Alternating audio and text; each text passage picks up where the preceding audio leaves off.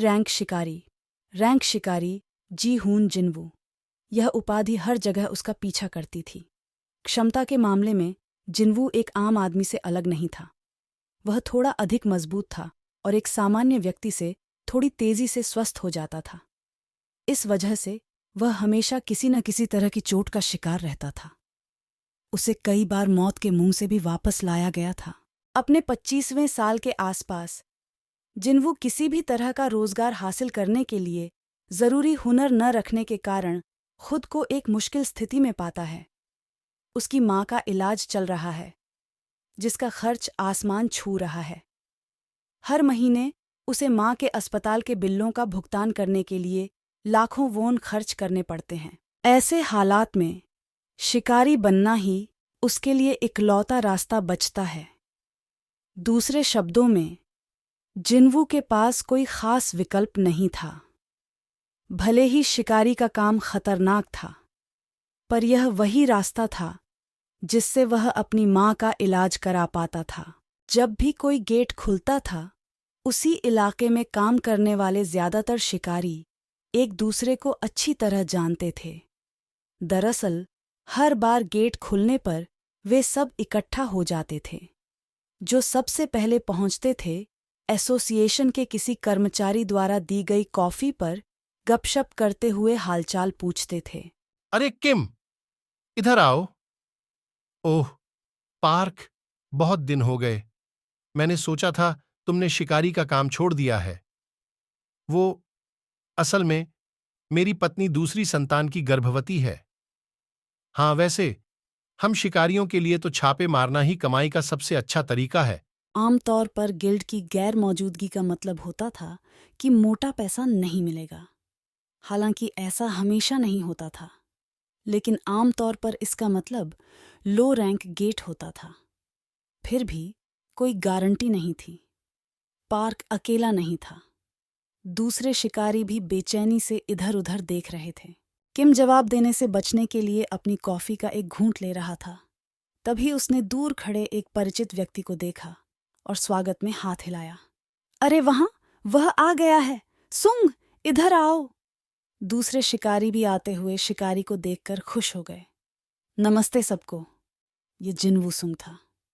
किम के हंसमुख अभिवादन पर जिन्वू ने विनम्रतापूर्वक सिर हिलाया।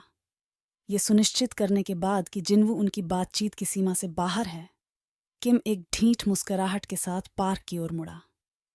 जिन्वू सुंग यहाँ है, इसका मतलब है कि यह सुरक्षित है। पार्क की आंखें चौड़ी हो गईं और वह करीब झुक गया। रुको, क्या जिन्वू सुंग इतना ताकतवर शिकारी है? शायद आप नहीं जानते होंगे। आपके रिटायर होने के बाद ही उसने शिकारी बनना शुरू किया था। हर कोई जानता है जिन्वू सुंग को, लेकिन अगर वह इतना मजबूत है तो वह एसोसिएशन के अधीन क्यों काम कर रहा है? वह किसी बड़े गिल्ड में या एक फ्रीलांसर के रूप में बेहतर होगा। किम की मुस्कुराहट फीकी पड़ गई और उसने पार्क को एक तीखा नजर दिया। क्या तुम्हें पता है उसका उपनाम क्या है? कैसे पता चलेगा मुझे? पार्क ने तुरंत जवाब दिया। चल निकल इन उल्टे सीधे सवालों से और सीधे मुद्दे की बात कर। सबसे कमजोर शिकारी, सबसे कमजोर, सर्वश्रेष्ठ शिकारी तो नहीं? यार, वो तो जोंगिन चोई है। वह एस रैंक का शिकारी है। सुंग की उपाधि सबसे कमजोर शिकारी है। शायद वह पूरे कोरिया में सबसे खराब शिकारी है। क्या? पार्क ने मुंह बिछाया।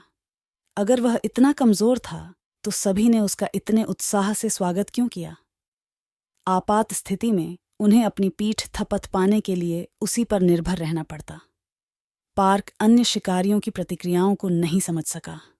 किम पार्क के खाली, भ्रमित चेहरे पर हंस पड़ा और उसे कोहनी से धक्का दिया। सुनो, जिन्वू के साथ कोई भी छापा आसान होना ही चाहिए। एसोसिएशन उसे कभी भी मुश्किल काम नहीं देता।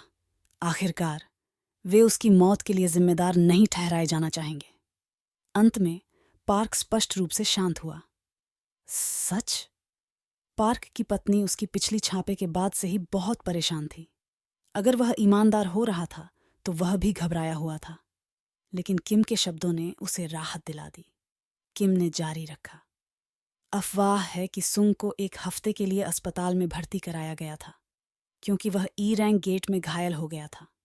एक शिकारी ई रैंक गेट में घायल हो गया, जाहिर तौर पर, और शायद किसी को नहीं लगा होगा कि ऐसा होगा, इसलिए उन्होंने एक चिकित्सक को भी साथ भेजने की जहमत नहीं उठाई। तो उसे 1 हफ्ते के लिए अस्पताल में भर्ती कराया गया। वो बहुत मज़ेदार है। किम ने इतनी ऊंची आवाज में हंसने के लिए पार्क को चेतावनी भरी निगाह से देखा।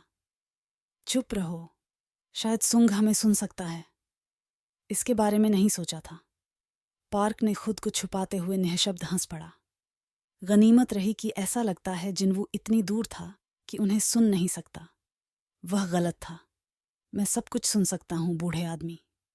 छापे की अभी शुरुआत नहीं हुई है। क्या मैं जल्दी आ गया? जिन्हें कुछ समय बिताने के लिए कुछ ढूंढ ही नहीं रहा था, आखिरकार वह कॉफी लेने के लिए सीधे चला गया। क्या मुझे एक कप मिल सकता है? ओह, शिकारी सुंग, मुझे बहुत खेद है। मैं अभी कॉफी खत्म हो गई।